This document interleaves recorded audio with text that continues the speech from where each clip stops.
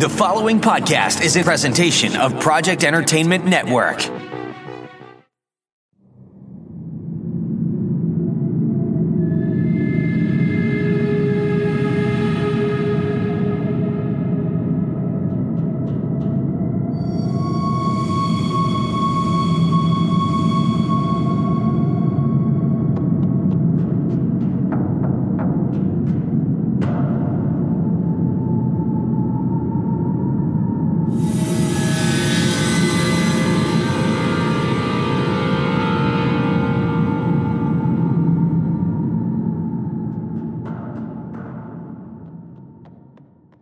Hello, welcome to Staring Into the Abyss. I'm your host, Richard Gerlach. With me, as always, is Marco Patrick Hicks. Hello. Matt Brandenburg. Hey, I love pigs. And our very special guests, the authors of Wormwood, Chad Lutzke and Tim Meyer. Hey. Thanks for having us. This is like an awesome all-star episode right now. Yeah, this is going to be a lot of fun, I can tell. Like, come on, guys, when we're actually talking about your book. You guys made me get up at like 9 o'clock in the morning. That's true. I mean, I was up by then, but still, I'm not up for like talking for 90 minutes at night. Is this time a little bit more amenable to your schedule, Chad? It's perfect. Good. I mean, we've moved up to like 10 now. 10 or 11 we'll record. So, I mean, like, you know, we're treating our people pretty good. A little better. No green room yet, but we're getting there. One day. I'm usually in bed by 10, so that probably wouldn't work for me. Like the morning? No, like at night. I thought, yeah. Yeah, that's our super late night podcast.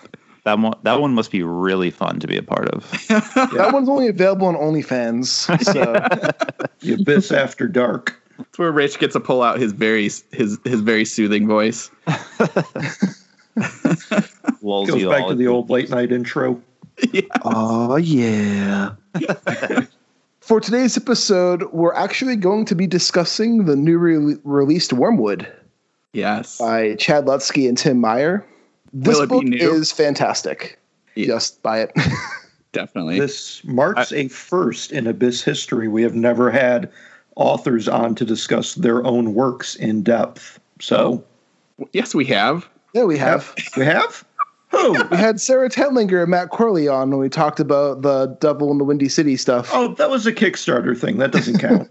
Well, we had John and Matt on. Okay, that was another Kickstarter thing. That doesn't count. That book's still not out yet, but it's coming out soon. Oh, man. It is sad that is still not out. It is, but it'll be nice once it comes out. All right, so I was wrong. I mean, that's fine. You could put an asterisk. Yeah, you were technically right. From what it sounded like you guys were talking about, I think you're technically right because this book is actually out and available. I think so. You get Tim, you're now my favorite guest. Thank you. Amazing. Well, before we dive into Wormwood, we like to give our weekly recommendations down. And I forgot a new Junji Ito manga came out last week. What? Because I had it pre-ordered and I forgot I had it pre-ordered. And Amazon calls me trying to deliver a package. And I was like, the fuck? I never ordered anything from Amazon. Why are you calling me? And then I was like, oh, it's the new Junji Ito. They actually called you? Yeah, they called me. Why did they call you? He couldn't get into my apartment building. Oh. And I'm like, I'm in Worcester, so I can't help you right now. This sounds like a very clever ruse. Yeah, it does, but it was really Amazon, and I did get my copy of Remina by Junji Ito, which is Junji Ito's attempt at a Lovecraftian cosmic horror story done in a Junji Ito style. Well, all right, no. Like, I feel like half of his stuff is cosmic-y. Ooh, this is a lot more than some of his other stuff, though. Matt, when the fuck did you become our official fact checker? Just now. Jesus when he gets Christ. a booze in him, he gets the courage up. Fucking Nazi over here. What is happening? So in this manga, it takes place in the future, and a scientist has discovered a new planet, which he names after his daughter, Remina. And the planet is coming ever so closer and closer to Earth, and it's eating all the planets that are in its way. Does it have a mouth? It does have a mouth, and it has an eye, and it has a creepy tongue. Ooh, is it named Unicron? It is named Remina after the scientist's daughter. But of course it has a tongue. It's Ito. It has to have a creepy tongue. Is it a creepier tongue than his human characters get? It's about the same. Only it's longer and weirder. Is it like honey? Yes. And the manga starts with this planet having arrived to Earth, and all the humans believe that they have to sacrifice Remina in order to appease this planet, or else the planet will kill them all. Logical. And everything goes to hell. And it's everything great. And it's pretty much, it highlights Junji Ito's strengths and weaknesses in the same comic. It's really good. I highly recommend it. The artwork is fantastic as usual. But one thing I'm noticing the more I read Ito is he's not the best at character development, and his characters tend to lack agency. Yeah, that sounds about right. But it's still a really good cosmic horror story that has some really effective horror compared to like there's a couple scenes up there that top Uzumaki, in my opinion, for Ito. So highly recommended. Well, one day I'll check it out. But Mike, what about you? I read Wormwood, and that was it. I read Wormwood too. That was really good. It made me want bacon, and then I gave up eating bacon. So now I made a plate of bacon while I was reading this thing. So good. We're going to get more into that in a bit then. But Matt, what about you? All right. So I have a serious one and a non-serious one. We'll do serious first. I am reading Scored to Death, #2 by J. Blake Fichera. He interviews horror movie composers. Oh. Yeah. And that's cool. The first volume, I mean, he hit a lot of big people in the first one. He hit John Carpenter, Harry Manfredini, a ton. I would have to look at the book, but he had all the big names. Christopher Young, I can think of. And it's really in-depth interviews that covers everything from what made them want to be horror movie composers, if they actually like horror movies, and then kind of like what their process is like. And then at the end, kind of a little bit of like advice if somebody else was interested into becoming a horror movie composer. And he had a podcast for a while that he would also kind of do these interviews on. And it was always really interesting. And it's cool because they're, especially right now, there's like a kind of a resurgence in soundtracks and movie scores on vinyl, and then you can get them in digital. And so it's awesome seeing them get appreciated. And I think when you listen to them on the podcast or read both volumes, you can just kind of feel their excitement to actually getting recognized and people interested in this stuff, because, you know, for a while there, no one really was paying attention to who these names were. And then it's slowly kind of getting bigger and bigger. Volume 2 so far is great. I just finished one on Richard Band, which was a lot of fun to kind of like hear his kind of concept on doing all the weird, you know, Puppet Master movies and doing all just all the strange movies he's had to do, and how he tried really hard not to follow in his brother and his father's footsteps of being into the movie business, but he just couldn't not do it. And then, it's really, it's in depth. So if you're not a horror music fan, or if you're not somebody who maybe say is trying to get into the business, it might not be your cup of tea. But if you're a big fan of horror movies and their scores, it's really awesome just to kind of hear what these people do and how they get into it. And so far this volume, it's really interesting. Everyone's kind of complaining about the nowadays movie scores all trying to sound like John Carpenter. So it's interesting to hear that and them kind of complaining. I mean, they understand. They're like, you know, they don't have a lot of budget because usually it's these kind of indie movies, but they're like, you don't all have to play just the synthesizer and do 5 5 notes over and over again. But yeah, Score did that too. It just came out, I want to say maybe like 2 or 3 weeks ago. So it's still kind of fresh in the world. And it looks like Amazon's been giving him a little bit of a hard time with it. So if people are ordering it, hopefully by the time this one comes out, they'll be easy to get. But yeah, Scored to Death too. It's pretty awesome.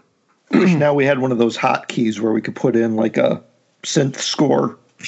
Yeah. Sound drop here. I'll figure out how to program one of those or something.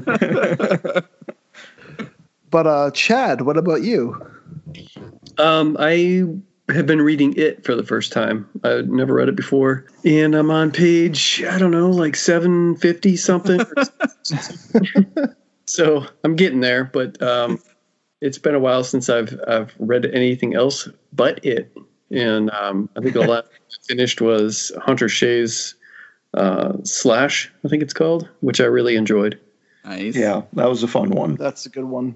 But yeah, I mean, I get the appeal of it. It's one of those things where it's like, I saw the miniseries when it first came out in, what was that, like the early 90s or something, I think. Yeah. And it was okay. I didn't like the ending, but, I've kind of forgotten about it. But you see the images and the memes and the GIFs and stuff all of the time. And so you kind of get in the trailers. And so you kind of get the gist of the story. And so when you're actually reading the book, it feels not necessarily familiar, but like that kind of thing has been done a lot. Yeah. So it's not, I think that for me anyway, it's lost some of its appeal just because I kind of know what to expect. And so there are some scenes where I, as I'm reading them, I start to remember like the miniseries, and I like the book, but I haven't read any Stephen King. I think the last Stephen King book I read was Bizarre Bad Dreams. And, that's just short stories. And before that, I haven't read King in several years. So it's nice to get back to him. But then again, this is the book that was like, you could tell that no editor had the balls to, I'm not telling him to tell.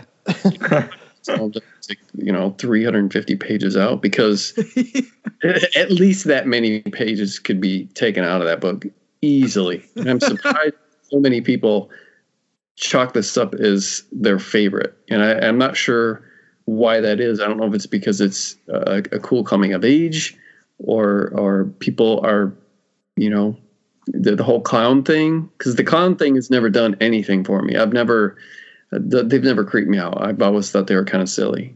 So that could be part of why. But, I'm not bashing it. I am enjoying it.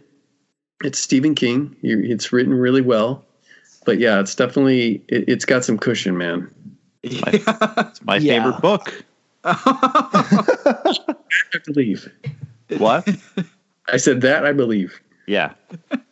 I don't know. I think it's the characters. The characters in that book are so well thought out and so well written that they feel like real people. And I think that's pretty much why a lot of people like that one. And it's got some cool horror elements in it too that separate it from a lot of his work. So but I think it's definitely the character work in that book for sure. Spend 100 pages on backstory of each character. Yeah, sure.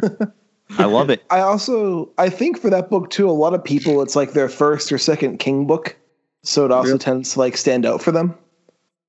It's always intimidating me. Same with The Stand, and I hear, I think I would probably enjoy that more. But it's been sitting on my shelf for decades and I haven't started it yet. And it's just that size has really intimidated me, but I went for it and I'm glad that, I'll be done soon. I got like 350 pages left or something. Well, then you can start The Stand and get on that next. Speaking of The Stand, Rich, whatever happened with your read along? Are you still doing that? It all fell through, but I have been kind of plotting along on my own pace.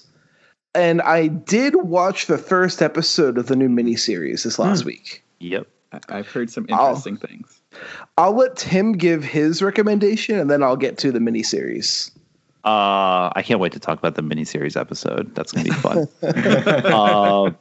But I'm kind of between a few books. I'm listening to the Talisman by Stephen King on audiobook. That's my favorite King book. That's your favorite one? Yeah, I love it. I read it like, I don't know, 15 years ago. And I've been doing this thing over the past few years where I'll go back and reread a Stephen King book via audiobook.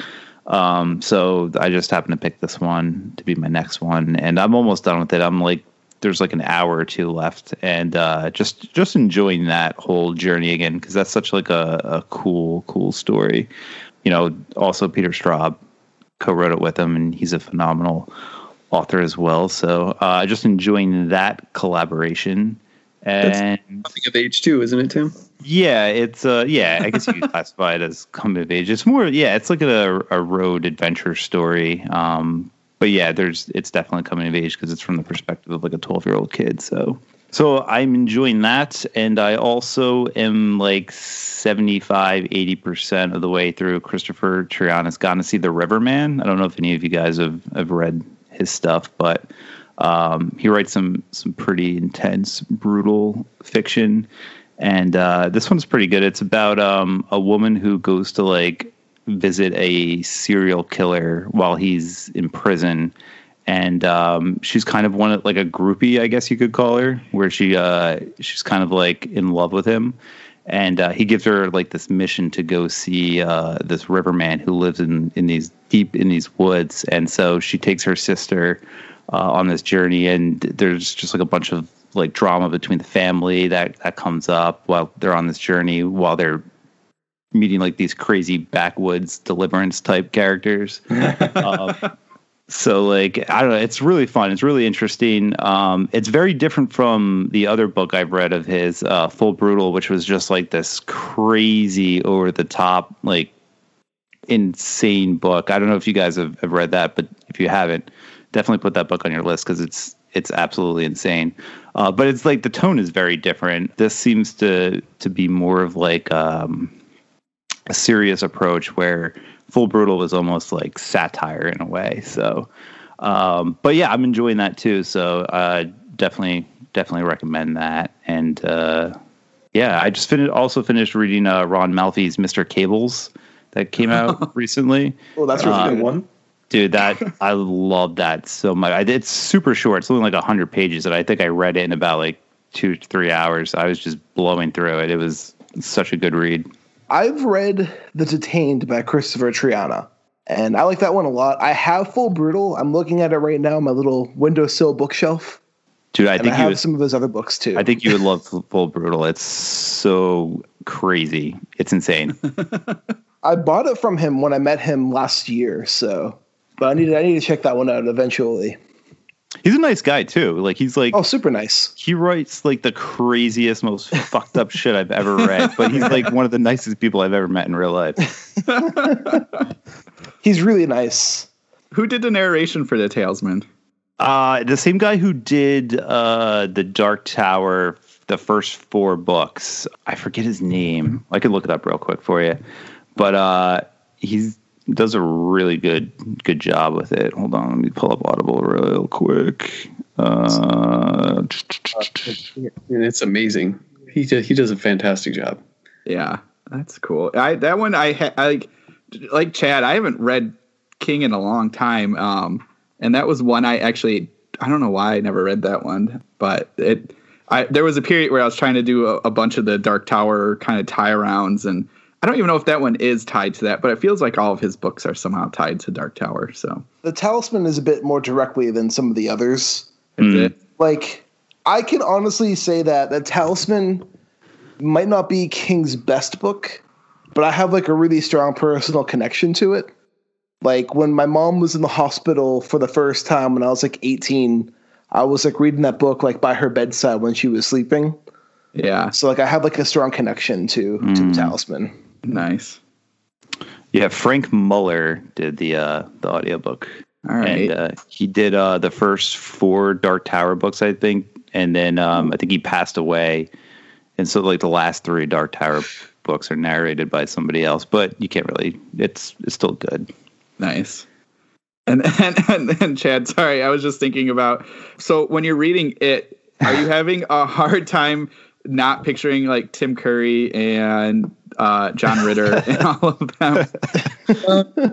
I've never really liked Tim Curry as Pennywise. No? Oh, God. Who are you, dude? Do you like... Especially when you stand him up to... what's that kid, handsome kid's name? Oh, yeah, one of the Scars guards or whatever. Yeah. Come on, man. This is true. He looks amazing. I will say Skarsgård was a much better Pennywise. And he's got that crazy lip thing that he does. And the eye thing. I think with what Tim Curry had to work with, though, like I think he did a phenomenal job. Yeah. Like definitely. A 90s television miniseries that had literally had no budget. Like I think he did a pretty good job. It's like Skarsgård was born to play that because of his weird thing that he can do with his mouth, and then the weird thing that he can do with his eye. Definitely. I always picture the eye thing like for me. I always thought of it as like the creature couldn't like lose it, like kind of losing concentration, and that's why the eye always kind of goes to the side. I don't know if that was the real reason or if it was just them trying to be creepy, but I'd like to think of it that way. Like he stopped caring, and so then that like the puppet clown, like his eye was going crazy, and so yeah, I maybe I read too much into that one, but maybe. But no, it's the first It movie, like with Skarsgård, is really, really good. Yes. Everything about that movie is fantastic. I would concur with that. Yep. We don't talk about the second part. I mean, if it weren't for like the really bad CGI in some places, like I don't know, it wasn't terrible. I don't think, but the CGI kind of killed it for me. Yeah. Yeah. Well, for this me, it was was comedy. Yeah, the goofy humor and the quick cuts. Tim, I'm surprised to hear you say that because you love the Shining miniseries so bad, and that's got some of the worst CGI ever. Listen, sir, I will defend that miniseries. Yeah. It's a TV budget. I mean, yeah, you got to cut it some slack.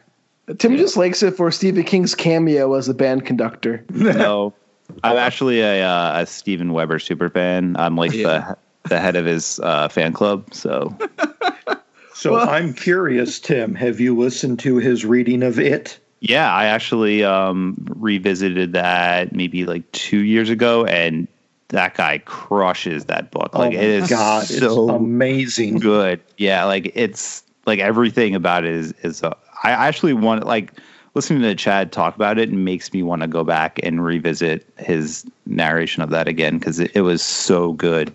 Yeah, it's been about 5 years since I first listened to that, and I do want to go back to it, but God, it's so goddamn long. Yeah. Well, luckily, I like a few years ago, I figured out that audio had like a speed up option, and like it opened up my world.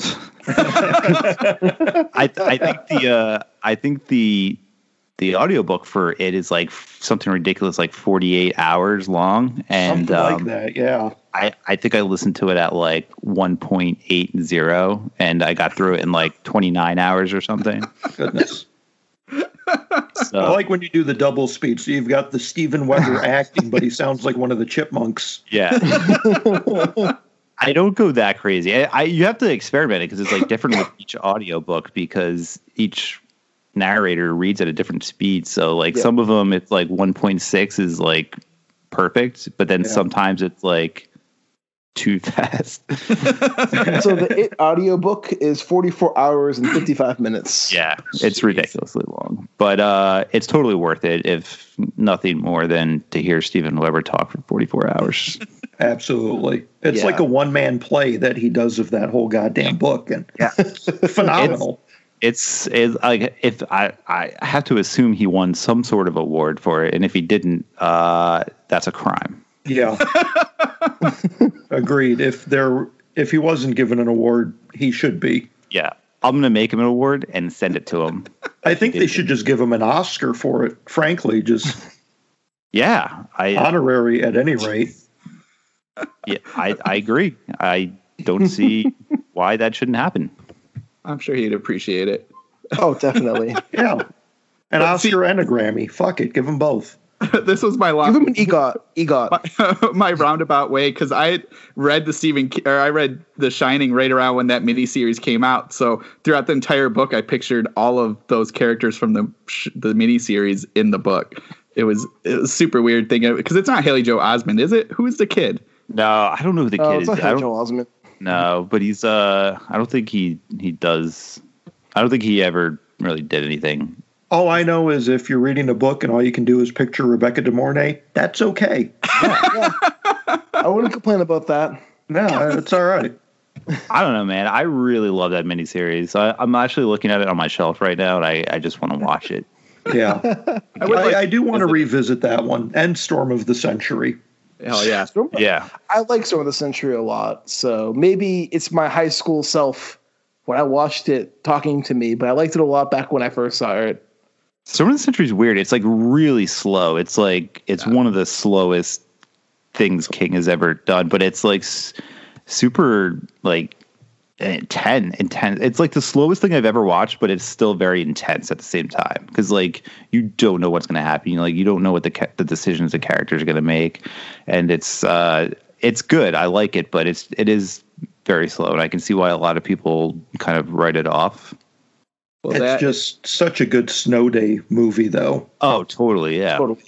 And it's just him once again proving that he likes to rewrite his own stuff. I mean, basically, there at the end, right? It's kind of like The Mist, where you got to sacrifice somebody. I don't know. Shut your damn mouth. I'm sorry. A lot of his stories are just rewrites of other stories he's done. That is true. Well, I will say before I dive into the stand real quick, I have officially started my reread of Dune. Nice. I'm going to get reintroduced to the Muad'Dib, Paul Atreides, and fall back into Dune. That's going to consume my life for the next week, probably, because I start vacation next week. I was thinking reading that because I was watching Togetherness, and if you see the second season of that show, Dune is mentioned a lot. But I think that's too nerd for me. I've never really read like high fantasy or like science fiction stuff before, so I don't know if I'd like it or not. It's political. Really good. It's really political, and it's very bleak and nihilistic about like his outlook on humanity and how humanity works. I think it's a really good book. I liked it a lot when I first read it, so I wanted to read it before the movie comes out. I thought about that for 2 seconds, and then I was like, no, it was a long book. I'll stick for the movie. I was going to say, I listened to the audio book of that earlier this year, and it was the first time I had indulged, and I enjoyed it. But yeah, you're right. It's like super political. And but one of the things I really liked about it was like the world building in it. Like he created this like fantastic world. I'm not a huge fantasy fan, but one of the things I do appreciate about the genre is the world building that goes into those stories is just, it's amazing. Yeah. It's like mind blowing to think about like them building, like it's got to take forever just to kind of figure it all out. Yeah. You know, half of that stuff is never going to make it in the book, but they have to know it. It's Yeah. I actually tried my hand at a fantasy novel earlier this year, actually. And I just gave up because I was like, the world's too big. Like this is going to be a 10 bajillion page book. Because I have no restraint. I'll just keep writing. Like, I don't care. Well, that's why they're always so big, and they're always like at least a trilogy, if not more. Yeah. So much has to go into them. Yeah. And that's crazy. Why every fantasy series is an 8-volume, 1,000-page book. That the author dies halfway through. Yeah. So somebody else has to pick it up. That's why I'm glad King held on so he could finish The Dark Tower. Yeah. Because I can't imagine anybody else tackling that. No. So with the Stand miniseries, there's been a lot of contention with this series in the community. I think the pilot, the first episode, is really solid. I have my issues with it. Mostly, I don't like how it's being told using time jumps. Where like the series first opens with like 6 months after Captain Trips has already ravaged the Earth. And then it flashes back. Is there any Blue Oyster Cult? There's no Blue Oyster Cult. I was pissed off. But there is Rendell Flag has a new theme song now. Oh man. It is The Stranger by Billy Joel. Wow. It kind of worked though. It works really well. I'm not even lying. Like, it does work well. I think the performances, like all the acting is really solid. Is there a Skarsgård in this one? There is. Alexander Skarsgård is Rendell Flag. They're just all tied up into that Stephen King world. The actor who plays Harold is really fucking good. He was in It. He wasn't It. Yeah. He was Patrick in It. He's really good as Harold's. The actress who's playing Franny's really good. I forget her name. Yeah, I don't know her name either. But yeah, she did a good job. James Marsden is Stu Redman, and he's fine, but he's no Gary Sinise. Yeah, no. I was thinking the same thing when I was watching it. I was like, Gary Sinise can't be that old. Like, he still could have played that character again, right? He probably does look the same. So. He probably. I feel like Gary Sinise is like one of those actors who never age. Like, he always kind of looks like he's like 45-ish. Oh, it's so true. Even when he was in his 20s, which was hard. Yeah. Like when he's doing a Mice and Men. Yes, exactly. Still look 45. Still look forward. 45 eternally. The Tommy Lee Jones syndrome. Yeah. Yeah. Yeah, except Tommy Lee Jones always looks like he's like 75. Yes, he does. Like, even in Under Siege, he's looked like an old man. Still. Yeah. He's got that grumpy old man face. Yeah. The only thing separating him in Under Siege from No Country for Old Men is the leather jacket. That's it. Very true. But overall, I thought it was a decent introduction.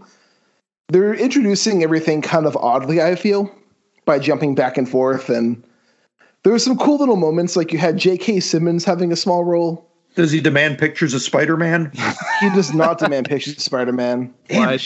You should have. It would have made that movie or the show really interesting. This is not part of the MCU. There's no connection to the MCU. But overall, I thought it was just like, I thought it was decent. I'm still going to watch more of it to see if it'll get better, what they're going to do with it. But overall, it's okay. What did you think about it, Tim? I enjoyed it, but I have kind of the same complaints you do. Like, the structure of the story is really bizarre. And I feel like if you haven't read the novel or are familiar with the story, like, you might have gotten a little bit lost, which I thought was an odd choice for them to take. So yeah, it like skips around. So it starts off like they're burying bodies. They're in Denver, Colorado, or in Boulder, Colorado. Yeah, and they're burying all the bodies of the dead, and then it skips back to like 5 months before, and we get introduced to Harold and Franny, and then at the end there's like another weird time jump where it skips like back, and you kind of see all the characters that they introduced are all together again. I don't. Do you know how long this thing is? Is it 10 episodes? 9 episodes. 9 episodes. So I mean, maybe they did it to kind of save time. I do know that Stephen King wrote the last episode, and Owen King has written a couple of the episodes. I just thought it was a really bizarre choice for them to take that approach. But I don't know. I'm hopeful that it turns out good. Like, I love Alexander Skarsgård. I think he'd make a perfect Flag. So yeah, he fit the part really well. Like, the few scenes he had in the first episode, I thought were really effective. Yeah, and he wasn't only in it for like maybe he had 30 seconds of screen time, if that. Just like, so he had more screen time than Whoopi Goldberg, and she was like Mother Abigail. Yeah, yeah. So it's going to be interesting to see how they tell the story. But so far, not a fan of the structure. I like all the actors. And it looks nice. I don't have an issue. Like, it looks like a pretty film. So it has some pretty gross special effects too. I will give a shout out to the Captain Trips flu sickness. Yeah, they really amped up the grossness on that, which I enjoyed. Like, they have like these like weird yellow boogers that just like fill out the whole bottom half of your face. Oh, gee. Yeah, it's really weird, but it's cool. I like it. I dig it. But it's I don't know. There's something off about it so far. But it's only one episode, and we all know pilot episodes can't really tell the whole story. So yeah. So we'll see more of it and see how it turns out. But I think it's a bit better than a lot of the reviews are saying it is. But I still think like it's a bizarre way to introduce the story, especially for those who haven't read the book. I was just going to say they probably did that to have some kind of, if it's 9, what is it, an hour an episode? Yeah. Okay, well, if they got 9 hours of this and it's a really long book and there's a lot of characters, they may have just done that beginning to try to, as a hook, to jump you into possibly. Into the shit hitting the fan and then backing up and doing some character development to make you stick around. Otherwise, it could get boring and then maybe people wouldn't tune in for the second episode. Yeah. I could see that. It was just the way they did it was kind of just awkward a little bit. Yeah. I also, one last thing is I don't like how in the book, slight spoilers for the book, Harold is kind of more portrayed as like a tragic character. Mm. And the actor who's playing him is really good in the series, but I feel like they're already pinning him to his archetype in the first episode. Yeah. So 100%. it would make his character arc feel less tragic as it continues. Yeah. But one little fun Easter egg is in the book, he's a poet. Like he writes poetry that gets rejected. And in the show, he's a short story writer. And he opens up a rejection letter from Cemetery Dance in the first episode. That was funny, yeah. That's probably pretty accurate, too. So. But yeah, I'd say check it out. I think it's funny how, like, I'm assuming that this takes place in 2020, but, like, no publisher sends a rejection letter by mail. The most ridiculous thing ever, but that's just funny. And knowing Chismar, it was probably from a story the guy wrote 2 years ago. Right? It's like, I don't even remember this story. No offense to Richard. I'm just messing around. Yeah. He knows. Right? He just stamped all of our names in a list. Never. Never. But that's about it for me this week. You said you had a couple more, Matt? Okay, yeah. I mean, this will be just a quick one, but I finally watched all the John Wick movies, and Yes. I think they need to make like 30 more of those. Oh, they will. Yeah, you're in luck. Yeah, they're making 2 more at least. Man, And a TV show. Yeah. Right? Because that's supposed to be about the Continental. I think the hotels. Yeah. No, I don't know why I sat on this. I'd been hearing good things about all of them, and how Keanu Reeves is pretty awesome in this, and so finally we kind of just sat down and watched them all and talk about, like, I mean, we've been talking about world building. The world they build in this is just amazing, and they don't tell you anything about it. You just know, like, that there's this crazy table and that there's all these rules and everything. And I mean, besides all the stupid gun action, which is just amazing and just a blast to watch. It's interesting to see, like, they built this whole, like, society. Though at the same time, I'm like, if they all are part of this society, wouldn't they have known, like, the hobo network, and wouldn't they have known all these things that he was going to do? But that's just beside the point. Have you seen the trailer for Nobody? I just watched it. That looks crazy too. I really want to see that. Bob Odenkirk, I did not think of him as an action star. Dude, Bob Odenkirk could do anything. Yeah. I love Bob Odenkirk. He's the best. He really is. I mean, just like I just think of him from Mr. Show. I can't think of him. I mean, like, I know he's America Saw and everything, but he's Mr. Show to me. So He could play like in a Die Hard remake. yes, he could. He could play Hans Gruber, man. Oh God, He's the best Hans Gruber ever. Bruce What Willis if he played both? He could do McClane and Hans Gruber. I'm there for that. Take He my just wants money. those bank bonds. which is just so funny. It's like, what are you gonna do with the paper? Never mind. It's just like, we watched it this year, and I just started thinking about it, and we were like, "What do you?" It's not like this is money. It's just the pieces of paper that says he owns it. The bank can, like, just stop them. What's on? It was the 80s, man. Even then. times are a bit different than that. Yes. Oh man. Anyway, I guess we should be real now. Let's talk Wormwood. Let's talk pigs and coming of age stories. Look at that. I mean, that was, who knew? All right. Beautiful segue. Yeah. Round of applause for Matt. Thanks. I mean, we've been setting it up this whole episode. Yeah, I mean, we could have done like the coming of age transition from the Stephen King's stories instead of going from fucking John Wick. Hey, that is Wormwood. A coming of age story about John Wick trying to right his wrongs. It's a revenge coming of age story. Yeah, revenge coming of age story. Told from the perspective of a 50-year-old man. There is some revenge happening in Wormwood, though. So yeah. There you go. Segue. Some vigilante justice. Some gun action. Yeah. No pencil stabbings, though.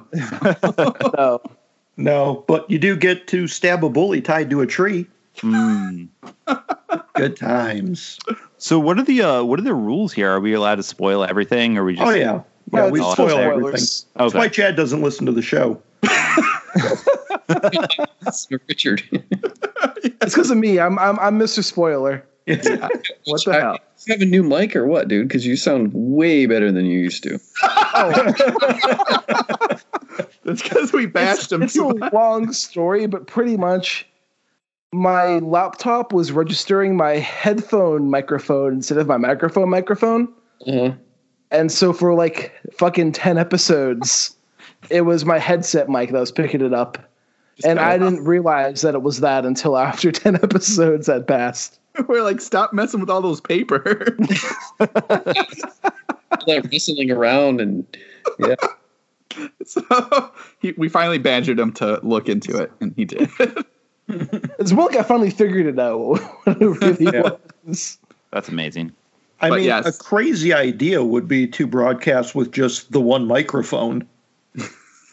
Instead of trying to do a headset with a microphone on top of a regular microphone. That's how you get 3D Bluetooth sound. headset, buddy.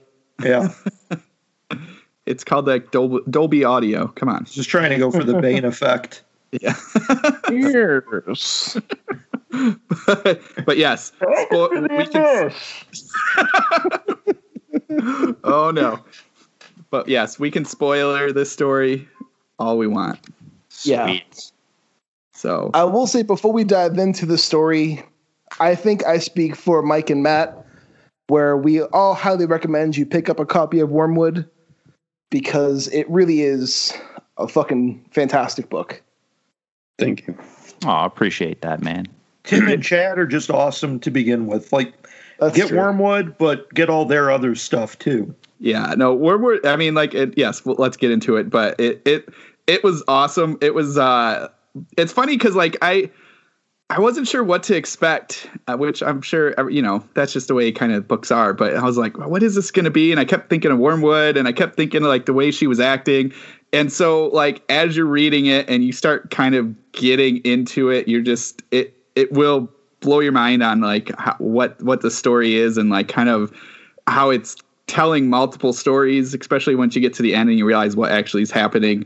And the sense of dread that you guys set up, and again, we'll get into this, but the chapters and how you have the dates, that was killing me every time. I was just like, I would flip back and I look, okay, wait, that was 3 days ago. Oh, wait, no, this is 2 days ago. And I'm like, what's going to happen? So, when it hits day zero, what's going to happen? So that made me just like dread turning to each chapter, yet I needed to because I had to find out. And then the little picture too, that was just wrong.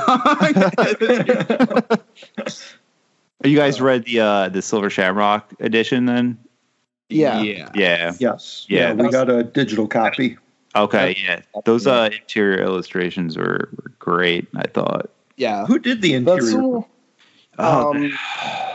Do we have the I have a paperback, so let me check my copy. Yeah, I was going to say, Chad, do you remember who they had? No, I don't have Vion, so I don't know. It says interior art by Bob Vion. Okay. Yeah, he did a fantastic job. I think he's doing all of Silver Shamrock books from now on, just doing like little interior illustrations, because I have Dead Daughters getting re-released next week, and I just got the galley proofs for that, and there's illustrations in that as well. So He does a fantastic job, like capturing the highlights of the book in one single image. It's great. Yeah. Yeah, I know. When I opened up the book on my Kindle, and the first thing I saw was this guy in his briefs tied to a tree. I'm like, okay, when do we get this part? And he What gets is to it this sooner than you about? think. Yes. Yeah, it took me a minute because I wasn't sure if it was just a particular image for that chapter. So I got through the first one. It's like, oh, no one got tied to a tree yet. So all right, maybe chapter 2, he's here again. What's going on here? Yeah, that's right at the cover of the Thunderstorm edition too. Oh, that's right. Different illustration, but same concept. Yeah. Sort of got a pig head. He's got a pig head on in that one. Oh man. So the one thing I want to know is which of you had a Cass in your life? That's funny. I mean, speaking for me, I don't think I've ever had a Cass in my life. I mean, I think, yeah, she was just purely speculative. But, I mean, we've all, at that age, I think we've all kind of had, feelings for someone and have been attracted to someone who maybe might not have been good for them, maybe not have gone through the lengths that she has to make you fall under her spell, so to speak. But yeah, I think I personally drew off of like those kinds of relationships where you want something more than what that person is like willing to give you, and yeah, like that's kind of where I kind of drew that inspiration from. Chad, do you have a Cass in your life? I mean, sort of, but it's more of a it's kind of the genesis too of what I was where Tim came up with part of the concept of the whole book in the first place and asked if I wanted to join him on it. When I was 12, I had my neighbor, my best friend, and his older brother was 3 years older. And so he was kind of like that, someone that I looked up to, and 3 years difference, just like in the book, that's huge. It's, it feels like 10 or 15 years, when you're if you're 12 and someone's 15, it's like it feels like they're just this adult. And, so he, was a really bad, role model or whatever, got us into a lot of trouble. And so for me, I just imagined, what if that was, if that kind of like figure was a girl and used their kind of, their sexuality to get you in even deeper than you could ever imagine, not being able to handle, love. Like, what is this? Is this love? Is this lust? What is this that I'm feeling? I'm for the first time in my life, someone is acting like they're attracted to me, but it's also very cryptic and very hard to read. Cass is very hard to, sending mixed signals constantly, teasing these kids with stuff, like you want to see my tits and stuff like that, where it's like, how do you, what do you do with that at that age? Yeah, especially how you introduce Baker, because, obviously he's been moved around a lot, but I think the better introduction is just he's like this. He plays video games. It's just him and his mom, and he's just kind of like he's exactly what you imagine, kind of like almost like, I don't want to say preteen, but like just beginning of a teenager whose focus is currently on video games and just kind of still being that boy until Cass comes into the picture. And then suddenly it's just like, oh wait, girls exist. And wait, I really like girls. And slowly, and like with it, I mean, she plays a game with him for just a couple, just like a scene or two. And then it just changes. And then they're just following her to wherever she goes. So I love that. That was like such a perfect kind of like, it captured exactly what you said, because it's like when you're that age, I remember you're playing video games and life is great, and then suddenly you're like, oh wait, there's all these girls in class, and I like these girls, and suddenly I want to do whatever it is to get their attention. And the next thing you know, you're in the woods with a pig fetus. The next thing you know, you have a kid tied up in his underwear. Yeah. It happens, I mean, shit gets crazy when you're 12. Oh man, I love that too. So like, I've said this like there's other like shows or books and movies and everything when you're kind of dealing with teens, and then when you bring a bully in, you're like, oh man, this is the focus, the bully and the kid, and you quickly take that bully out of the picture. Yeah, which I was talking to you like earlier this week, and you said you expected the bully scene to be like that scene in the book that everyone's talking about. Yeah, but instead it's a different scene that has everyone talking. I know when you messaged me and you were like, "Yeah, that pig gut scene was like the shocker." And I was like, "Really? That was interesting." Because I'd always thought the tie a kid up and force him to masturbate scene would be the one that people would kind of turn their nose at. But it's just surprising that pig guts was the one that got to you, and the kid masturbating didn't bother you at all. Not at all. I've read too much Ed Lee to get like fazed by that. That's true. And I think for me, it was like, as someone who was bullied mercilessly in high school, it was like, I really wish I would have had a cast to help me out and pay this asshole back and just go on this full assault psychological warfare against this motherfucker. And I really wish I could have tied this kid up to a tree and forced him to masturbate at knife point. That would not so much the masturbating, but tie him to a tree and stab him a couple times. Hell yes, I would have loved that.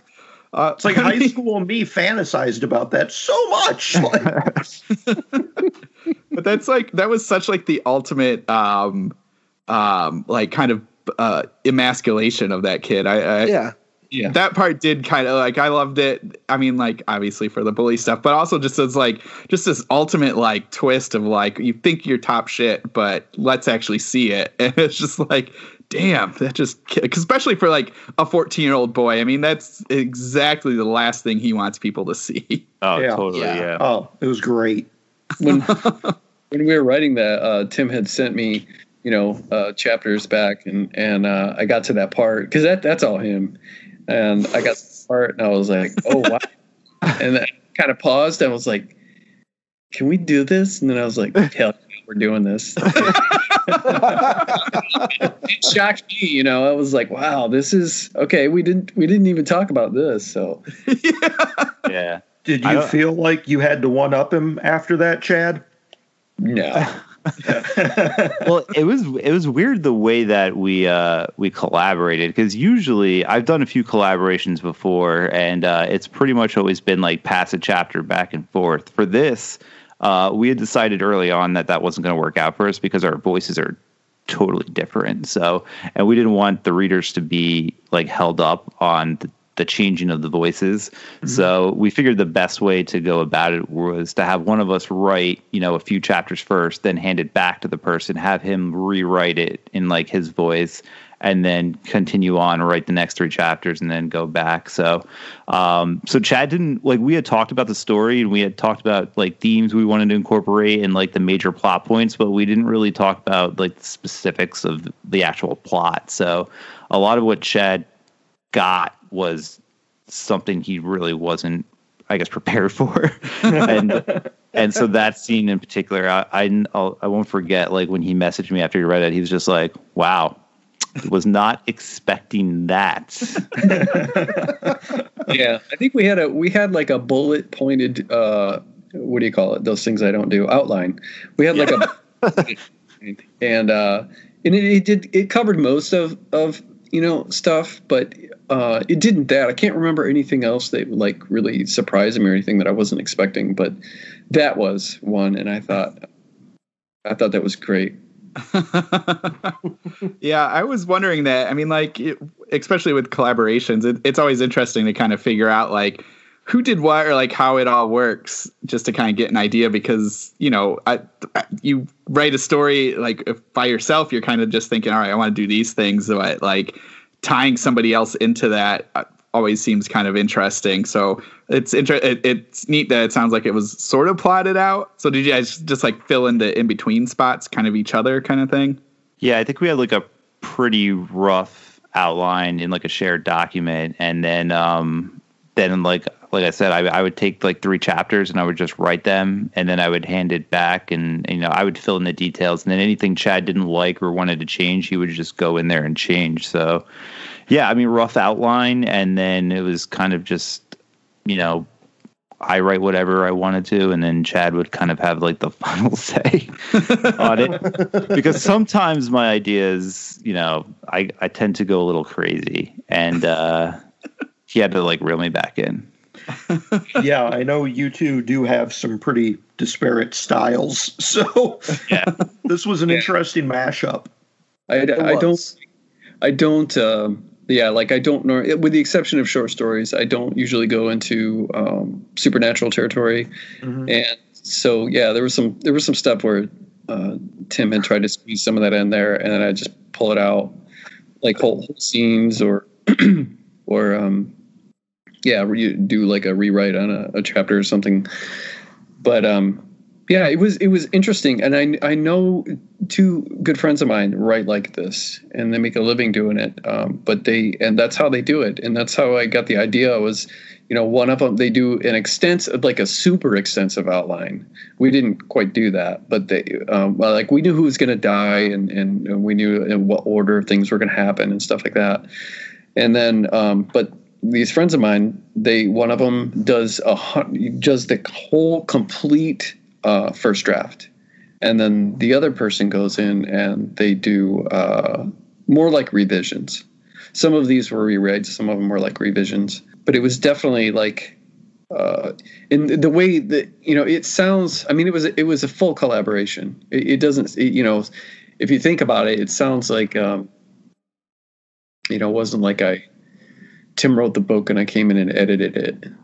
Yeah, we definitely we talked about the story for like almost 2 months prior to actually writing anything down, and so I mean we definitely collaborated on that. And then honestly, like a lot of the stuff I had written, I mean you had combed through really thoroughly and changed a lot of it and made it super sound. So yeah, it was a full. I feel like we both did the exact same amount of work.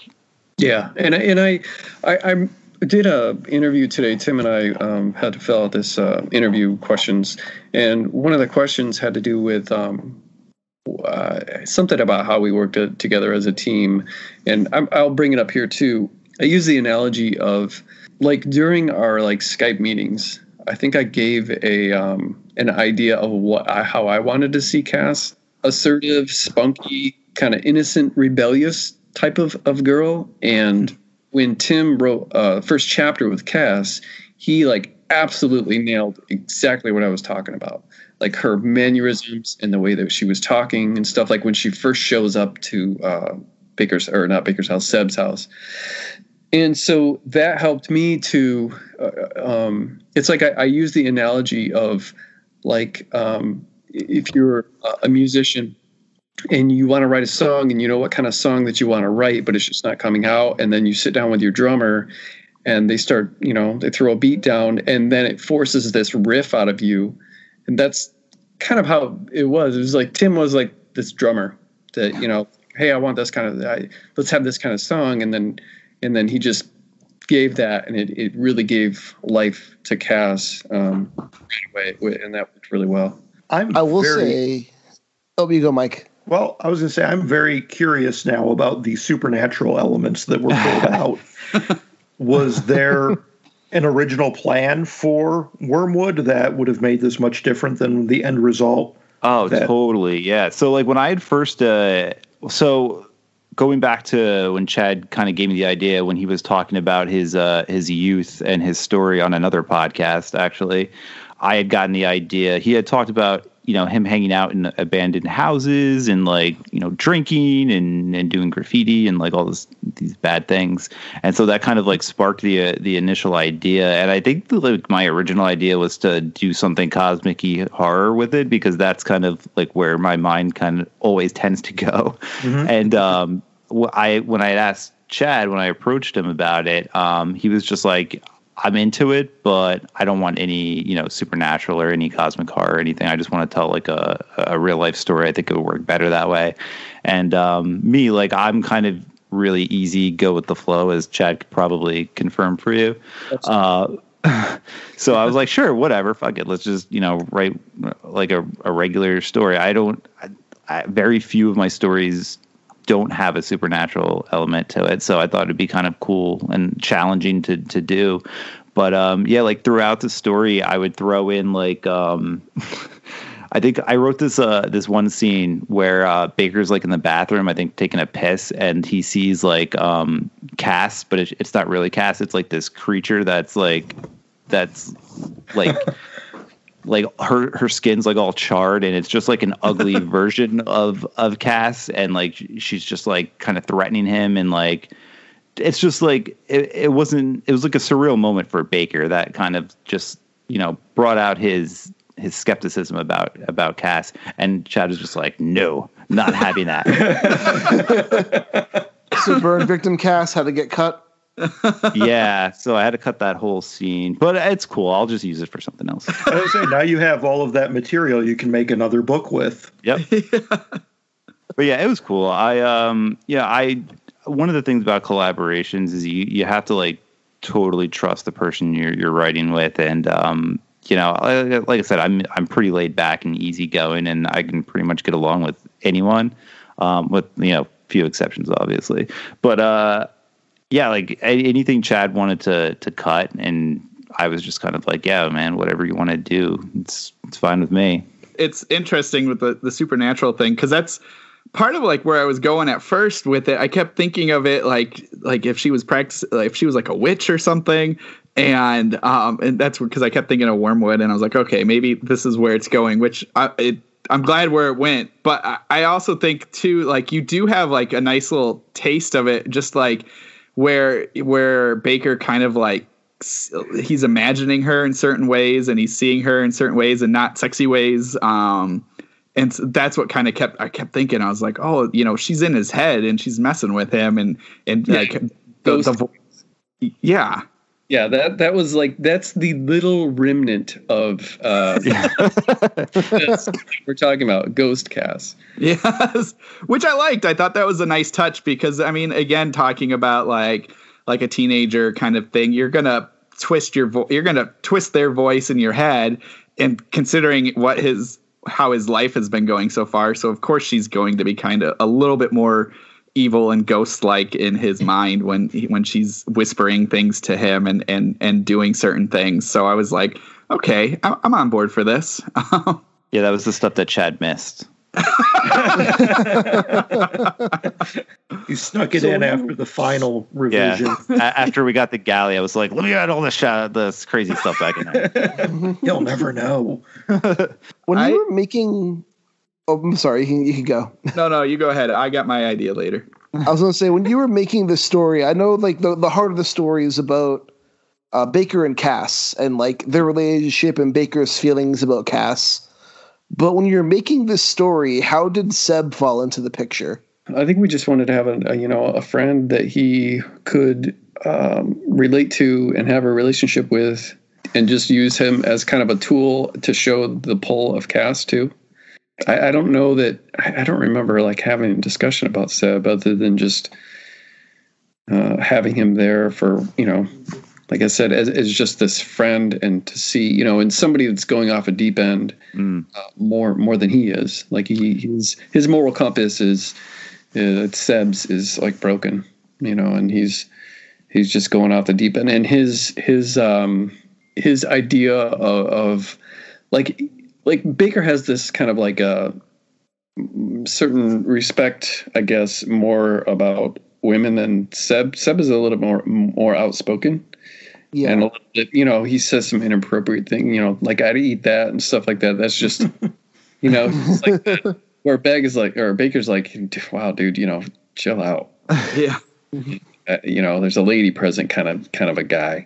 And Seb just didn't. He was kind of like the polar opposite of it. It just showed who's someone who's even more unstable than Baker, who I don't consider unstable, just in an unstable situation with his with his mom.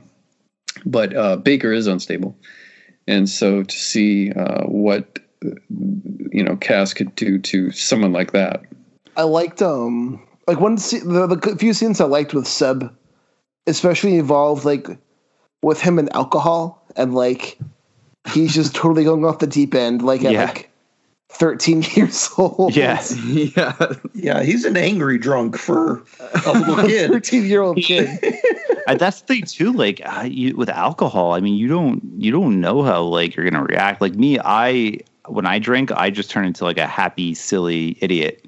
Like I've been around people who are like the nicest people ever, but you put alcohol in their system, and they turn into like the fucking Tasmanian devil. Like you don't, you never know like how people are going to react to that. And you know, Seb's like when the book starts off, he's a decent kid. You know, he sticks up for Baker in the beginning against the school bully. He invites Baker over for pizza. Like he's a good guy, but yet like once he starts that road to travel down that road of alcohol, it completely changes him. Yeah, and by like the end, he's Baker pulling knives and kidnapping people. Yeah. Throwing dead bodies into holes. It has kind of like that ABC after school trajectory. Yes. The more you know. Where's G.I. Joe when you need him? He had one G.I. booth. Joe when you have Chad Lutzke. This is what happened after only one marijuana. Imagine what happens after a lifetime of marijuanas. Don't snort marijuanas. Oh my gosh. What I'm trying to figure out, and this is me jumping all over the place, did they have a plan? And was their plan to get Baker involved? Or like, because it felt like very quickly Seb kind of fell under Cass's spell and was like on board for everything. And I couldn't tell if that, like, I mean, what I could tell was like Cass probably saw him as an easy target, not saw Seb as an easy target. Clearly he likes to drink, and like she's got to be playing him, and that's why he talks about her being his boyfriend or girlfriend. And there's just like enough comments in there where you're like, okay, obviously this guy's is just as obsessed with Cass as Baker is. But I kept trying to figure out, like, it seemed like those two had a plan, maybe not fully to go. I mean, the plan was pig fetuses, but I kept trying to like figure out, like, man, was Baker always a target, or did he just sort of fall into this thing, and did it just all sort of happen? The way I saw it was that, well, the whole ending wasn't supposed to go down like that. The prank was supposed to just be like kind of this prank. Yeah. But once certain things happened, it was this easy catalyst for Cass to be like, you know what, screw it. This is what's going down now. and you know, in Seb being more in the know, I think that deep down Cass probably trusted him more because he was more lost and more willing to do whatever she said. Yeah. Baker was more reserved, but I don't. To me, none of it was like a setup for Baker. I think that Cass felt powerful and used her sexuality to get what she wanted. You know, she did it at the movie theater. She did it with Gerald. Well, the situation with Gerald was more of like filling some kind of void that she had. It wasn't necessarily that she was using him. If anything, he was using her. But and then, you know, Baker, and just having this being tired of, you know, hanging around with these normal girls, going to the mall, doing teenage stuff, and there was no real power for her to have in that situation other than, you know, getting rides. So yeah, using these kids for kind of like like this power trip. And that's what I was like. I kind of was feeling that way, and man, there was a couple creepy parts with her. I mean, obviously the big ones, but for me, the whole fact that when she comes down the stairs dressed in the teacher's clothes, that I was like, dang, that was like way creepier than anything else, because you just knew, you're like, okay, she's completely gone. Yeah, she's a little kooky, but that's a good point, because what you were saying about, you know, her influence on the two boys. Like early on too, we decided we wanted to keep pretty much every scene from Baker's perspective. And so like there's a lot of things I think that don't happen on the page that are inferred. And that's cool that you actually picked up on that, like her influence over Seb, even though it doesn't happen on the page. Like we only see Baker's perspective of things, so we don't see what her interactions with Seb are off the page, but we get just enough to kind of figure out that, yeah, he's completely bought into all of her bullshit, like 100%. And, and Baker's still kind of like reserved. So it was important that we kept it. I mean, we toyed with the idea of maybe bouncing around perspectives, but I think that we probably would have lost the impact of the ending and a lot of the mystery that was going on and like what her ulterior motives were. But yeah, that's cool that you actually picked up on that.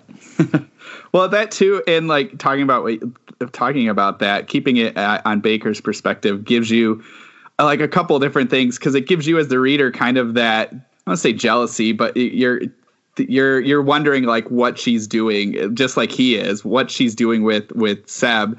And then you can also then infer the opposite, where Seb is, of course, he's jealous of Baker and he blurts out these things because he's probably, it's the same way, because we're seeing the scenes with Baker and Cass like doing the painting and or coming up into his bedroom and stuff like that.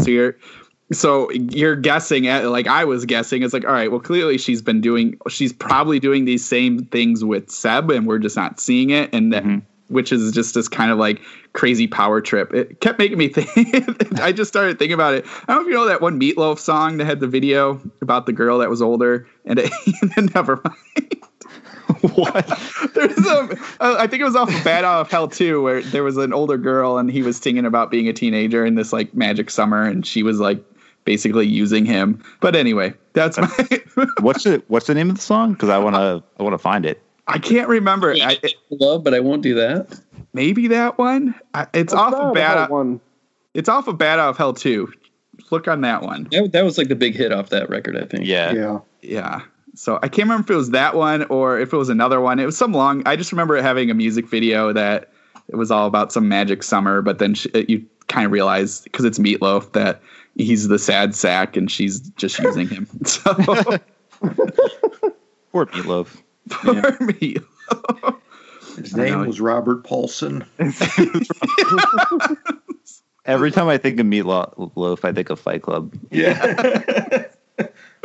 100%. His bitch tits. That's going to be his defining role. Yeah. Not Black Dog. No. It'll be bitch tits. The other thing I kept thinking, and this might be more for Mike and Rich too, but if you guys have read this Jack Ketchum story, you can think about it. But I kept thinking of the rifle when I was reading this. Oh, really? Yes. Just because of the way that's set up. The mom goes and kills her kid? Yes. Okay. And like the fact that the kid is kind of like clearly like he's set up to be kind of this serial killer kind of kid. And this is almost like a modern day version of that, because I mean, it's clearly they end up trying to kill the teacher and her husband, but just the fact like Seb, all of them are kind of set up for this like kind of rotten future if this teacher stuff didn't happen. Because I mean, like, where else would it have gone? I mean, they would have just kept pushing each other, or Cass would have just disappeared and left them alone. But I don't know. I just kept thinking of the rifle when I was reading this one. One thing that it didn't really influence the story, but it was brought up a couple times. Like, it didn't help us really write the story, but those two girls who killed their friend or tried to kill their friend for Slender Man, those two real young girls. Yes. Yeah, that was brought up a few times as far as like inspiration. This kind of stuff happening, and that you know, it's not like it's not it's a believable story, you know. Yes. We've got some 13-year-old kids who are like doing this whole Slender Man sacrifice thing. I mean, Wormwood, it makes Wormwood just seem like a so believable, and I mean, it's believable anyway to me. Yeah. But when you hear about stories like that, Yeah, I mean, definitely. I mean, especially like when you look at like the bully stuff and tying him up, and then or finding out that they killed him. I mean, that totally lines up for that kind of stuff, which just adds more to the real, make it seem more real. Yeah, I would completely agree with that. You guys did such a great job of keeping Cass an enigmatic figure. We know that something is going on off page between her and Seb, but it was to the point with me where when Baker spots her getting into like a Porsche and has his mom follow her, I'm like, okay, is that really her father, or is she just pulling tricks with another guy? I mean, we can't really trust her. That was one of the things that, I shouldn't say we struggled with it, but we definitely talked about a lot, was like, how much of a backstory should we actually give her? Because I like it more ambiguous. Like, I like the fact that we don't ever really know like what her story is and why she's like that. And, you know, going back to what Chad said about Slenderman, like, those girls were just like insane. Like, the one that made them do that, she had like mental illness. So that was like one of the things that we kind of wanted to tap into, was like just the mental illness aspect of it, and not give her too much of a backstory or an excuse for her to like get out of all these terrible things that she's doing, or justifying them in some way. So, but we did also want to drop like little Easter eggs in there for people to like think about, just to make it more ambiguous. So it was kind of like we didn't fully commit to it, but we also wanted to put that stuff in there just to like tease people a little bit, and so that people can kind of like draw their own conclusions to it. So I think that's like another cool like aspect of this story. No, definitely. I think the ambiguity makes her a stronger character, because you never are really quite sure what she's up to, especially by the time you hit the end. And you'd start to wonder, like Matt had brought up, what is her plan? Was this something her and Seb had concocted, or is he as much in the dark as Baker was? Which is where I kind of fall. I think when Matt said, well, was it their plan? I'm kind of like, well, there was no they. It was her plan. I think Seb was in the dark for the big plan. Yeah. Yeah. I mean, he was there to, to plant the fetuses so that they would, which would be a horrible practical joke. Oh my gosh. Just come home to rotting pig fetuses. Yeah, I actually had friends in high school. One of them played a prank on the other one when they were working at a grocery store. And while the one guy was on shift, the other guy went up to the store and broke into his car and hid sardines all through the compartments. Oh, man. Like, removed the dashboard and the door panels and hid sardines in there, and then screwed the door panels back on and replaced the dashboard and put it under the seats, under the floor mats, just fucking everywhere. So by the time, for like 2 weeks, this guy was pulling sardines out of his car. He would find the ones that were in the pouch on the back of the seat and get rid of those, and the ones under the floor mat. But the smell would keep getting worse and worse until finally he had to like disassemble the entire front compartment of his car, like remove the dashboard and pull them out of the vents. It reminds me of this. A couple of years ago, probably 3 or 4 years ago, we had this smell in our house. It was clearly a dead animal. And I thought, okay, something has like died in the walls, like a squirrel got in the house, got in the walls or something, and is dead. And we're just going to have to deal with it until the stench goes away and it's so decomposed that it's not stinking anymore. And it started to get worse after a couple of days, and particularly near my in my oldest son's bedroom. So I put there was a fan in the window and it hadn't been on, so I turned it on and it had been on, but it was facing out. So I think it was like a reverse type fan. So I had it blowing in, and then I left the room and I went downstairs and I went back up there, and the whole upstairs smelled even worse. Finally, after like a day of blowing this fan in here, I find a bat in the fan. Oh. The fan. So I was stinking the house up even more by blowing it all in the. Oh my God.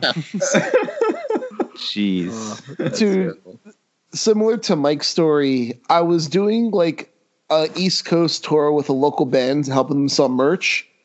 And one of the bands we were on tour with broke into our van and put fish like inside the upholstery, and then redid the upholstery while we were sleeping. And by the time we got back to Massachusetts, it just reeked of rotting fish. God. Literally. It was the worst. That sounds like the worst. I was just thinking, Chad, I think you texted me like yesterday or the day before. And do you remember the original idea for the fetus?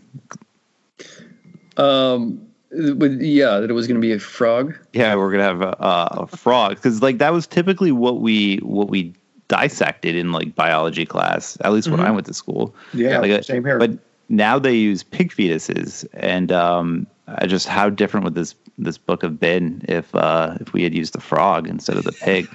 Well, it's funny because that was one of the things that you were like, that you were kind of arguing for, because you had done the frog scene, I think, and I was like, I don't know, man. And you're like, dude, I want guts all in this book. And I was like, really? And I was like, well, and it just wasn't settling well with me. And then I was like, well, how about pigs? Because pigs, something about them is kind of disturbing, and like goats, it's like when you see a goat, they're beautiful animals. They're so fun to play with and stuff, but they're like satanic, So I love they got the goats. crazy eyes and everything. And so when you see a goat and it's in the presence of some kind of horror thing, then it fits. And I thought a pig did that better than a frog. And I had heard of, and they've been doing pigs for decades. I mean, when I was in high school, that you start with like a oyster, then an earthworm, and then frog, and then a pig, and a cow's eye. And so I know they've been doing them for a long time. But I thought that would be somehow more funny. And I just remember too, when we were talking about the ending and what was supposed to happen with the prank and all that. Originally, I remember Tim wanted just like this full blown neighborhood massacre. He wanted he wanted the kids to just go kill a bunch of people. I think I actually wrote like a solid 5,000 words of them just killing random people on the streets. we had more characters in there too, of like like prepare, starting to develop some characters that that maybe we're gonna get. We didn't know how to use them. I didn't know that I wanted them just to be sliced up, but started to develop them. But yeah, that was fun. I just remember that. That's what we wrote first. Actually, I think we started writing the end scene first, and then we worked our way back to the beginning. Right. Because we had this thing where it was kind of going to be like a cult, a child's cult, kind of like the Candle Cove thing or whatever it was, the Channel Zero first season. Yes. Kind of like that, but not like not like possessed, hypnotized children or whatever from a TV show, but more like not supernatural, because you hate supernatural things. Yes. Natural. So no teeth monster. Right. But yeah, that's right. That was the first. That was the first scene. Yeah, was some people getting butchered. Forgot about that. So I funny. gotta say, when this was first announced, I just remember thinking, well, holy shit, did Tim get Chad to write supernatural horror? Is he going to get him to do Splatterfest? What is? Or is Chad going to make Tim tame it down and be more realistic? That's what happened. Yeah. That's right. The next collaboration, we're writing like a full-on cosmic horror story. I have to take the wheel. Oh man, frogs! That would have been a lot of frog guts at the end there. It would have been a lot. Yeah. I'm just trying to imagine like the Thunderstorm release with with the character tied to the tree with a frog head on. Yeah. Like a Kermit the Frog. Big Kermit the Head frog on it. I don't think it works. I got to be honest. No. It's not as effective of an image. The pigs have a Thunderstorm cover is like, it's quite an effective image.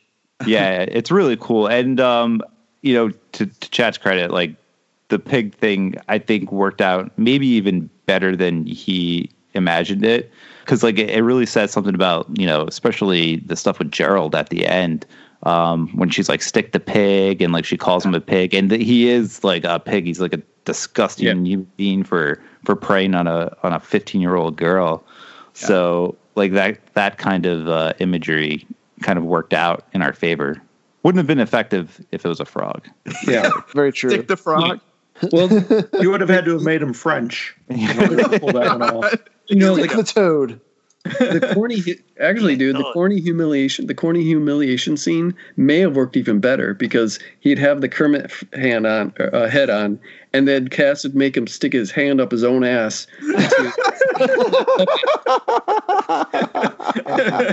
Self puppetry. Yes. Now that's the scene that everybody would be talking about. Oh, that's very true. The self puppetry scene in Wormwood. Well, you guys are going to have to do like a DVD kind of release and release a special cut with all the deleted scenes and the outtakes. That would be fun. Meyer cut. The Meyer cut. Mushroom edition. After Chad dies, I'll do that. Oh, gosh. Oh, it's amazing. One thing I will say about the climax is I said this to you guys both in Messenger, and when I have a review I'm putting up for this book, and I describe the climax as like exhausting, and I mean that in a really positive way, but it's just like the way you guys just built tension upon tension upon tension, and that whole like day zero scene was one of the most like nerve-wracking things I've read in a while. Oh, that fucker just builds and builds and builds, and then it was so exhausting. And then you bring in Baker's mom's boyfriend. I'm like, oh my god, what are they going to do now? Yes. Yeah, that was one of the things that I really enjoyed about writing it. It's just like that tense feeling that kind of runs throughout it. I know one of Chad's favorite movies is The Shining. We were actually making fun of his blanket. Well, I was making fun of his blanket before we started the show. But one of the... We should clarify Stanley Kubrick's The Shining. Yes, the original Yes. Shining, the Stanley Kubrick The true version. Shining. Yeah. Not a huge fan of it myself, but one of the greatest things about that movie is like for the entire duration of that film, it is intense. Like just the music, the way, just like, oh god, it's just an intense movie. And that was kind of like the feeling I got when I was writing this. Like it never really lets up. It always is kind of like there's always this mystery of like what's going to happen next. Like what is she going to do next? Like where's this going? I think the countdown definitely works, but also like I said, putting it in Baker's perspective and just leaving it there, I think also works out. Because if we had, gone into Cass's head and saw what she was doing kind of behind the scenes, I don't think it would have been nearly as effective. No. We do go to the guidance counselor's head like a couple of times. But. Yeah, we did. I feel like, I mean, she plays a bigger part in it at the end, which is weird because I think like in the beginning we kind of jump into her head. But yeah, in the beginning, you don't really know why we do that until you get to the end, and then it kind of makes sense. That was one thing, and you talked about the Easter eggs. I think though that and her husband scene, because they both have a scene. Like the husband's is a really short chapter, but gives you enough to be like, okay, this guy is kind of trash.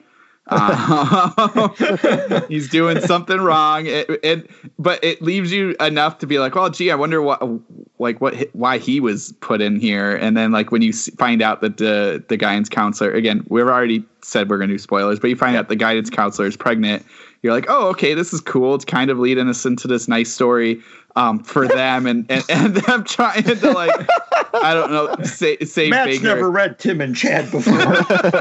Never. It was a nice happy marriage story. It's so sweet. Oh, they're in love. Pregnant and things are going so good. She's gonna knit a quilt and everyone will be so happy. She's gonna turn into an old maid. She has 3 cats. They're adorable. But damn it. Son of a bitch. But so I don't even know where I was going to go with that. Thank you. No, I think I loved it because it makes the final scene all the more intense. Like if we stayed fully with Baker, you would have been like, I don't understand why this husband's here and what this husband's part is. So I think having it's just like a page and a half, having him in there at the kind of in the beginning, you're kind of like, okay, he's clearly something's happening with him. And yeah, so I like that. And I also, okay, there we go. It was coming. I loved how you set it up too with the house being like literally across the street from their house. I thought that was a nice touch of like, okay, clearly she picked this house for a reason, even though it's been empty, and just some of the, even introducing the counselor and talking, and then the counselor kind of being like, oh, I heard you're hanging out with Cass, and or like you get the teenagers saying like, oh man, she's fucked up and all this stuff. I think it again just kind of gives you enough to realize like it just hammers it home at the end of what was happening.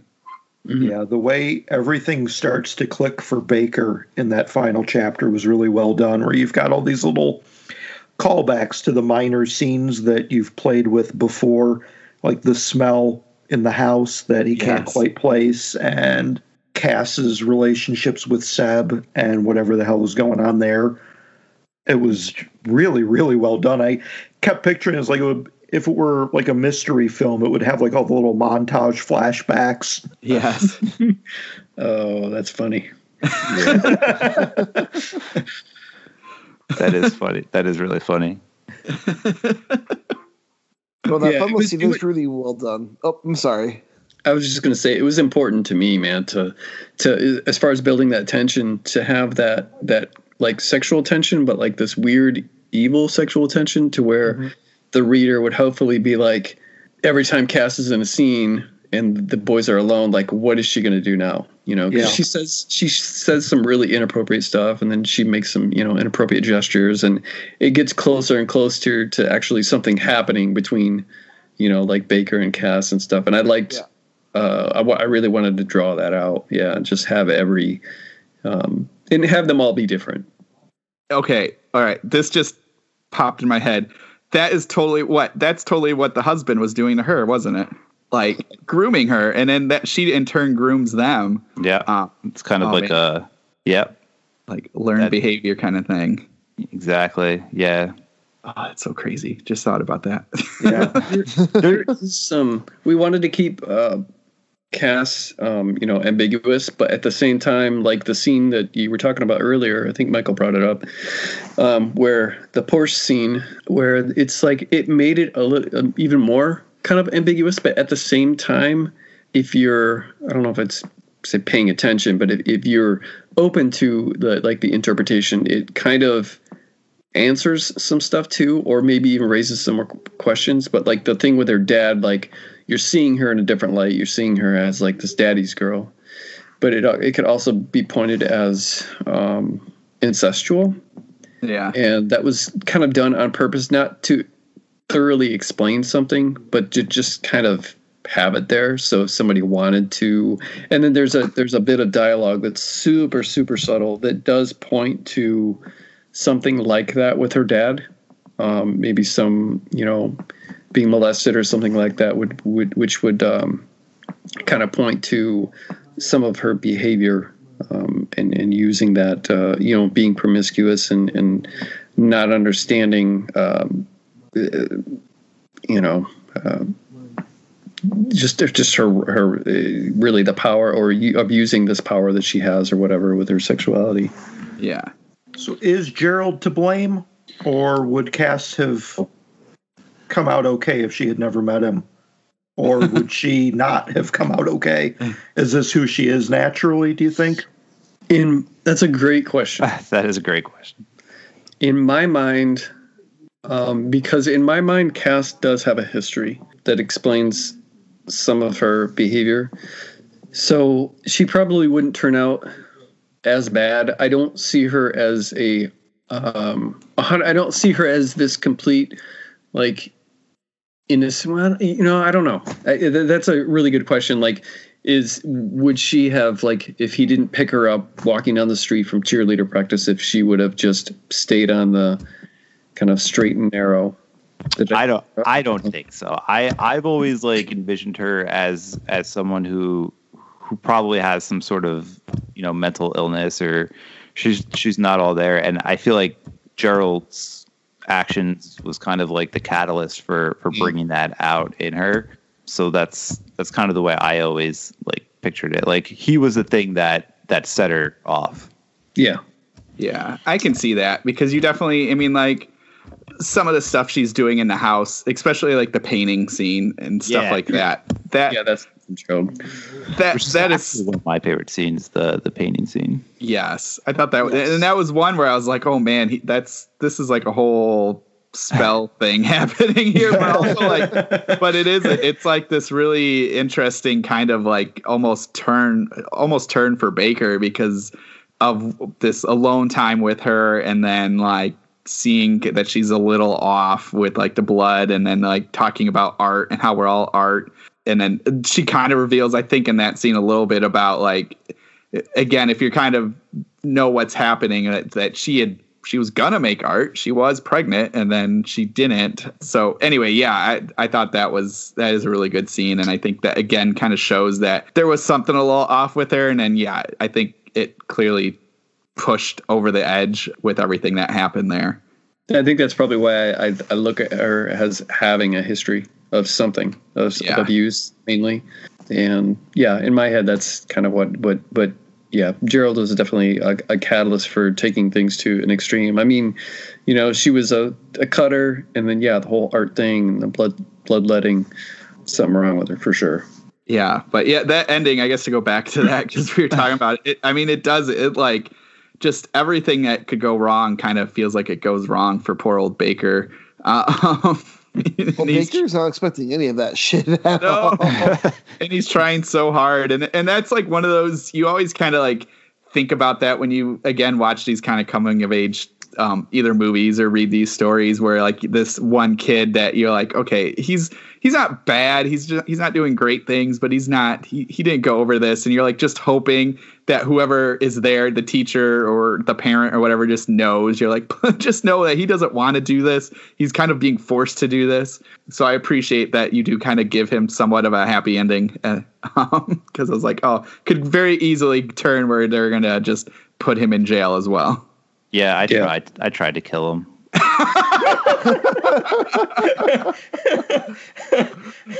Well, we were gonna kill Alyssa. Yeah, we were gonna kill everybody. Everybody's gonna die. We were gonna kill Alyssa, and then we realized I think I sent Tim a message. I was like, dude, we can't kill her. She's pregnant. We cannot get away with that. I mean, you could. God. It's such a downer. Yeah, that would have been really depressing. It was already kind of like a bleak book to begin with. Yeah. But it had to have like the Chad Lutzke happy ending. So well, you haven't read Wallflower yet, huh? No, I haven't read That's like one of the few things of yours I have not read. Yeah, there's nothing happy in that book at all. I'll fucking love it then. I will say with the ending scene, I just love the image of the husband just having his face full of pig guts. Yeah. Yes. So like they're just choking him with pig guts. Yeah, it was like choking on the formaldehyde taste in his mouth. It was just so wrong. Oh, it was great. It was beautiful. Can't taste good at all. No. No. Oh man, yeah. I was out of all things of not expecting, that was probably at the top of the list, was not expecting the pig guts to go into his mouth. We had to try pig guts just so we could be authentic. Yeah. That method writing in. Yeah. Right. Just roll up to the school. I need like 3 pieces, please. Yeah. You don't understand. I'm writing research. It's for research. Come on, you're Taco Bell. You gotta have For a book it. I'm writing. Taco Bell. They're like, yes, here it is. Although I do like, in hindsight, that even that element is forecast in the beginning. You do a little bit of foreshadowing when she first brings up the pig fetus and jokes about eating it. Yeah. Yep. And then, lo and behold, She does it. Well, yeah. There's a lot of subtle things in this book. In fact, it's been like really awesome talking about it, because this is the first interview I think we've done where we got to talk about it in great detail like this. So like even the things that you guys are mentioning, like I've kind of forgotten about some of them, like some of the small details. But that was like one of the things about doing the revisions and like reading through it like over and over again. Like every time I read through it, like I picked up on something else that was like maybe put in there subconsciously that like Chad and I didn't discuss. So, I mean, that's one of the amazing things about this book. It's less than 200 pages, but there's just so much in there to think about. Yeah, I don't know. That's one of my favorite qualities about this little book. It's meaty. It's got some meat on it. There's a lot going on in this book. I will add, I'm happy that everything ended up okay for Baker. Yeah, I guess. He deserves it, man. He deserves it. He's been through a lot, man. He fell into a wrong crowd. And I like to go like I've said, kind of with like the bully thing with the mom's boyfriend not being a complete jerk. Because like that could have, again, putting all these things kind of like which way could it go. That was one too where you're like, okay, maybe this will be the kind of push that pushed Baker's over the edge. And like it sort of does at first where he's like, I want to move. I can't deal with this. Let's move into Wormwood. And then, of course, that's when Cass gets in there and kind of fully twists him over. But I do appreciate that, like, he wasn't a complete jerk. He was kind of nice. And, like, he did come in and, like, he knew. He was like, I know something's up. So I was like, that's good. We wanted to definitely avoid that cliche. Yeah. Mm-hmm. Yeah, because to me, that's not really a happy ending. I mean, if you've got them, if at the end, you know, he's moving and he's out of this, I mean, you had to establish that Joe is a good guy, or else it's kind of like there's not closure there, because you're well, this guy's a douchebag, so is this really a happy ending? Yeah, right. You couldn't have him be an abusive boyfriend. Yeah, exactly. Or he's just going to take this and then just start his cult in whatever new town they're living in California. Well, that comes later in the sequel. We find out Joe is abusive, and Baker is now going down the road of Cass, this little volleyball girl he's got picked up at the end. He worships frogs. Her. Yeah. No, Mike, it's the volleyball girl who also has a bad past. And she's into cutting up frogs. It turns out Baker just has a very particular type. Yeah. No, honestly, what it is, he's caught in a parallel universe that, like, he keeps being recycled over and over again. Same situation, but with like different characters. But it's the same thing that just keeps happening. Almost like Groundhog Day, but he's just stuck in this like this endless cycle of I don't know. I'm done. It's all like Fringe. Yeah, and that's where the true ghost cast comes in. She's behind it all. Yeah, it's all because he didn't beat her in Street Fighter. I just got to get better. It was Street Fighter. He can't break the cycle until he can win at Street Fighter. Did you say Street Fighter 2 Turbo? Yeah. Turbo edition. That's amazing. I got to find a Super Nintendo quick. Yes. I have one. Well, next collaboration, you got to get Chad to do some supernatural horror for us. I would love that. I would too. And get an unhappy ending out of it. No happy ending, pure terror, supernatural horror. He would quit like 2 pages into it. I wouldn't say that The Same Deep Water as You necessarily has a happy ending either. I don't know if anyone's read it, but I mean, I do like happy endings. Yeah. But I also like, I mean, it's tragedy in all of them too. But I do like to wrap up a little bit with a smile on your face, I guess, or some kind of hope at least. I just think it depends on the story. You know, I think the story will just dictate for you what should kind of happen. And we had talked about happy endings and sad endings before writing it, and we both agreed that it made sense to make it a happy ending. Even though there's a small part of me, I'm kidding when I say like I want him to die, but like there was like a small part of me that was like maybe he should die, and it would just be like the most tragic, sad thing ever. But when Chad explained to me like the reasons why we shouldn't do that and why a happy ending makes the story better, I We'd get a lot of 1 stars, man. People, they'd be so pissed off, rooting for this guy, and then he just... Yeah, that is true. Well, unless the guidance counselor names their baby Baker. Then it could be... Oh, there you go. Oh, yeah. Ooh. And his first toy is either a pig or a frog, and he'll be all set. Happy ending. Oh. Yes. With a question mark at the end. The end? Yes. Oh man. No, this was an awesome book. I really enjoyed it. And like you said with I'm trying to wrap it up, but like you said with kind of all the little subtle hints and everything, I think with this being a short book, I mean, like, there's nothing wasted, and it's like a perfect kind of like learning experience in that to read and figure out like, okay, you need to have a character do X because that's coming up later, and like the X works within the story. It's not just there to be there. I mean, like, again, even with Gerald and his little scene, I mean, like, that is set up there, and it makes sense because of either her being pregnant and then also the end of the story. So it's like even that one where you could be at first really confused. You're like, why is this in here? It still kind of gives you enough it lays the groundwork for the future, which is awesome. So yeah, this was great to kind of learn how to do that in a short space.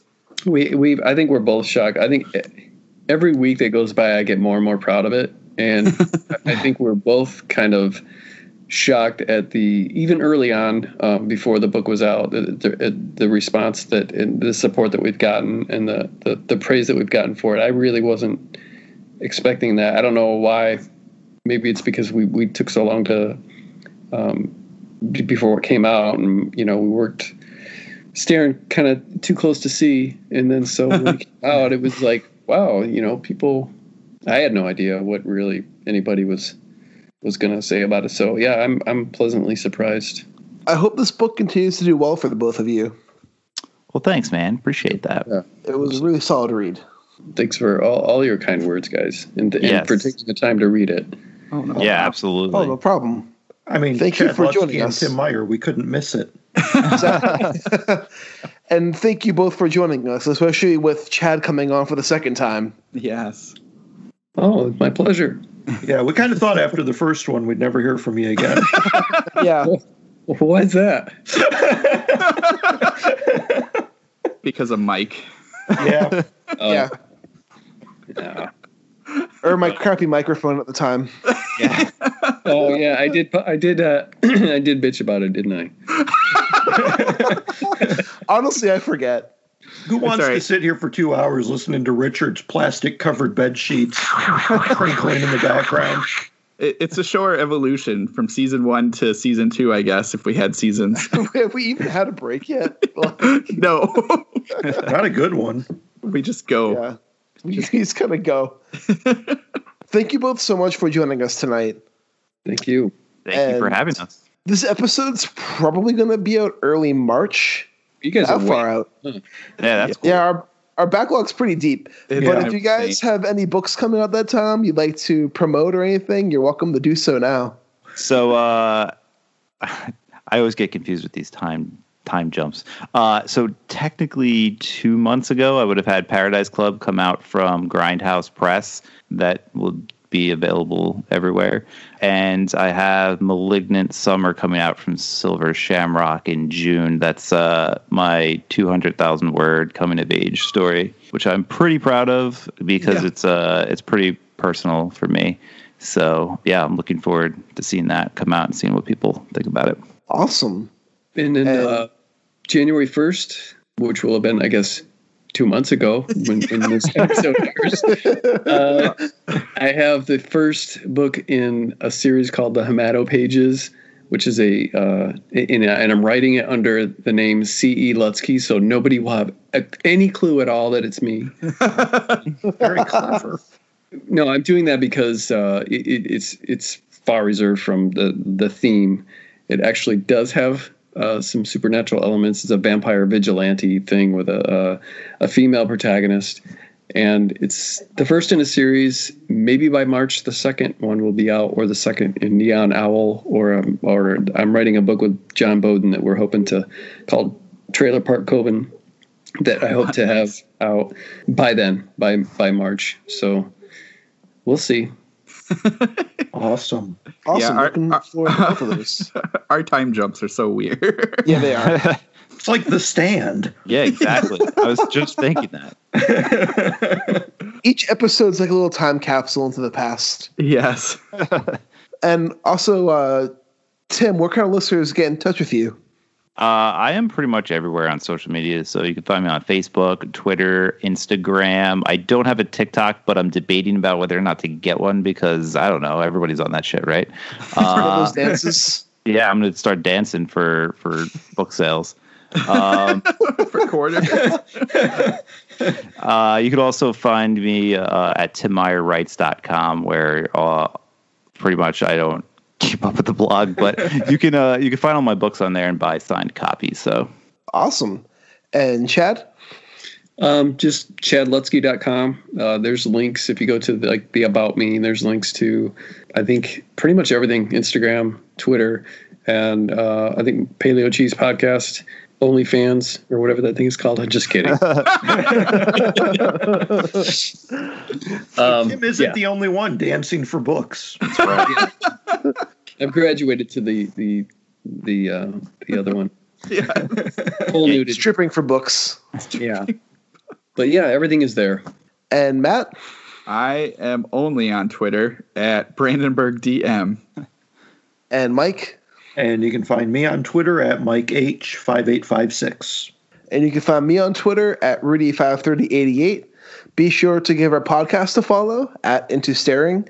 And be sure to leave us a rating on all the different platforms we're available at, because we want to make sure we spread that abyss around. And this is Richard Gerlach saying, keep staring. How do people who make stuff up for a living make stuff up? New York Times bestseller Jonathan Mayberry told us.